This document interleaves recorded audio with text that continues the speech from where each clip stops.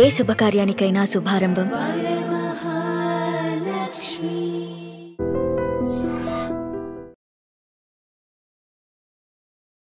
Welcome to beauty secrets. నేను Lumbini.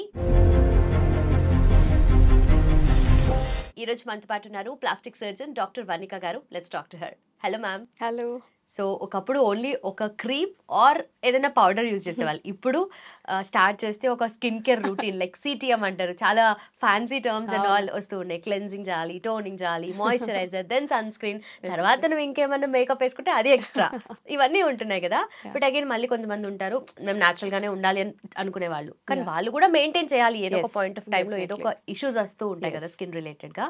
So natural గా ఉండాలి, ఎప్పటికి అంటే ఎప్పటికి లైఫ్ లాంగ్ మెయింటైన్ చేసేలాగా ఉండాలి. ఏదంటే నాకు ఏదైనా ప్రాబ్లం వచ్చింది ఇప్పుడు వాడితే మళ్ళీ ఆపేస్తాను అన్నట్టుగా కాకుండా. సో జనరలీ మీరు చెప్పింది చాలా కరెక్ట్. బికాజ్ ఇప్పుడు చాలా మంది ఒక 7 step 10 step skin care routines అని చేస్తున్నారు. సో ఇలాంటివి అసలు ఫస్ట్ ఆఫ్ ఆల్ ఫైనాన్షియలీ కూడా ఫీజిబుల్ కాదు. సెకండ్ లాంగ్ టర్మ్ చేయడానికి ఎవరికైనా బోర్ కొట్టేస్తుంది. బికాజ్ ఎవ్రీడే అంత టైం ఇవ్వాలి అంటే కష్టము. సో బేసిక్ నేను నా పేషెంట్స్కి ఏం చెప్తాను అంటే ఫస్ట్ ఆఫ్ ఆల్ ఎవరికైనా బేసిక్ ఫౌండేషన్ రొటీన్ అనేది ఒకటి ఉండాలి. అంటే మీరు క్లీన్ చేసుకోవాలి ఫేస్ని ఒక మంచి క్లెన్జర్ తోటి. దాని తర్వాత మాయిశ్చరైజ్ చేసుకోవాలి అండ్ బయటికి వెళ్తుంటే సన్ స్క్రీన్. ఈ 3 ఆర్ వెరీ ఇంపార్టెంట్. ఇది కాకుండా మీరు చెప్పినట్టు ఎవరికైనా ఏమైనా ప్రాబ్లమ్స్ వస్తే ఆ టైంకి టోనర్ వాడడమేనా లేదంటే సీరమ్స్ వాడడమేనా అప్పుడు మనం చూసుకోవచ్చు అనమాట. And even for males this is correct. So మీరు ఒక basic cleanser which works for you all through. అంటే ఇప్పుడు కొంతమంది ఎట్లా చేస్తారు, సమ్మర్లో వాడే ఫేస్ వాష్ వింటర్లో పనికిరాదు అట్లా చెప్తారు కదా. అలా కాకుండా ఒకటి స్టేబుల్ పిహెచ్ ఉన్న ఏదైనా ఫేస్ వాష్ తీసుకుని మీ స్కిన్కి సూట్ అయ్యేది మీరు వాడితే అదే కంటిన్యూస్గా you can use it for years together. దాన్ని మళ్ళీ మార్చక్కర్లేదు. దానిపైన మాయిశ్చరైజర్ ఒకటి డిపెండింగ్ ఆన్ యువర్ స్కిన్. అంటే ఇప్పుడు కొంతమందికి వింటర్లో ఎక్కువ అవసరం పడుతుంది, అలాంటప్పుడు స్ట్రాంగ్ మాయిశ్చరైజర్ వాడితే చాలు అనమాట. ఇలాంటివి స్మాల్ ట్వీక్స్ చేసుకుంటే ఇది సరిపోతుంది. ఎప్పుడైనా మీకు ఫర్ ఎగ్జాంపుల్ చాలా మందికి ఇక్కడ ఉన్న ప్రాబ్లం ఏంటంటే పిగ్మెంటేషన్. మనం బయటికి వెళ్ళి వచ్చాము, ట్యానింగ్ అయింది అని. సో దానికి ఒక్కటికే what I suggest is vitamin C serum అనేది మీరు తీసుకుంటే సరిపోతుంది. అదర్వైజ్ పింపుల్స్ ఇవన్నీ వచ్చాయి లేదు అంటే మీకు ఎక్కడైనా మార్క్స్ ఉన్నాయి అంటే ఇలాంటి వాటికి ఎప్పుడైనా మీరు ఎవరైనా స్పెషలిస్ట్ని కన్సల్ట్ చేసే ఆ ప్రొడక్ట్స్ వాడాలి.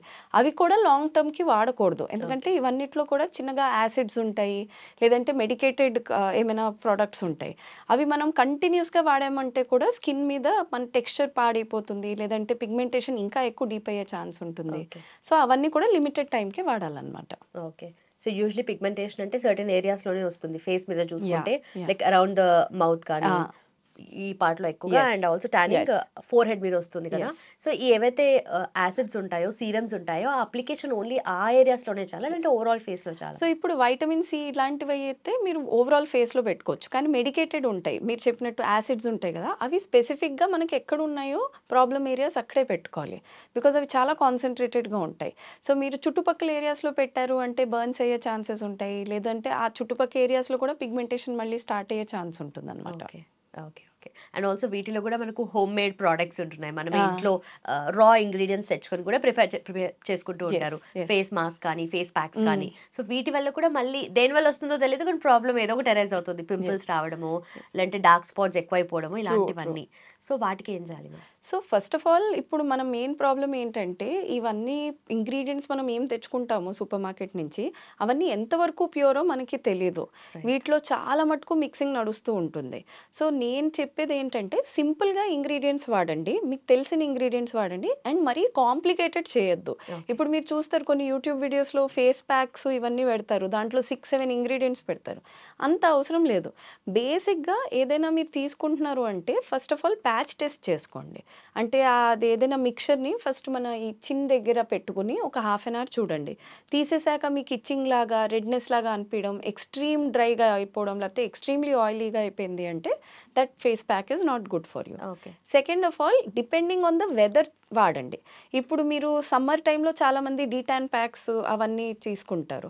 అదే మనం వింటర్ టైంలో వాడామనుకోండి అవి స్కిన్ని చాలా ఎక్కువ డ్రై చేసేస్తాయి. సో మనకి ఇంకా ఎక్కువ డార్క్ అయినట్టు ఫీలింగ్ వస్తూ ఉంటుంది అనమాట. సో మీరు అన్నట్టుగా ప్యాచ్ టెస్ట్ చేస్తాము బట్ అప్పటికి ఏం అవ్వదు.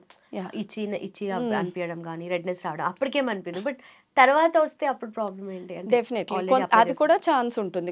కొంతమందికి ఏంటంటే అది పెట్టుకున్న ఒక 2-3 డేస్కి కూడా వచ్చే అవకాశం ఉంటాయి.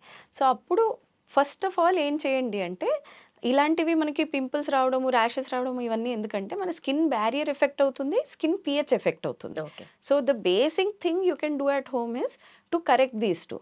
దీనికి మనం ఏంటి, ఒకటి మంచి మాయిశ్చరైజర్ ఏదైనా ఇంట్లో వాడుకోవాలి. And second thing is skin barrier correct చేసుకోవడానికి మీరు మంచిగా హైడ్రేట్ ఎక్కువ అవ్వాలన్నమాట. So good amount of fruits, water ఎక్కువ తాగితే కూడా లోపల నుంచి కూడా బాడీ దాన్ని రిపేర్ చేసుకుంటుంది అనమాట. Okay. Okay. Done ma'am. Thank you so much. Thank you.